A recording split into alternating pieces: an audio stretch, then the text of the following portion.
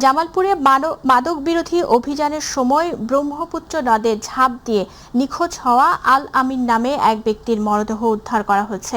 জামালপুর সদর উপজেলার নান্দিনা এলাকায় জেলা মাদকদ্রব্য নিয়ন্ত্রণ অধিদপ্তর অভিযান পরিচালনা করে। এ সময় অধিদপ্তরের কর্মীদের ধাওয়া খেয়ে কয়েকজন মাদক সেবী ব্রহ্মপুত্র নদে ঝাঁপ দেয়।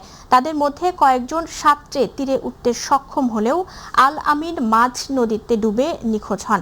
খবর পেয়ে জামালপুর ফায়ার সার্ভিসের ডুবুরি দল উদ্ধার অভিযান পরিচালনা করে।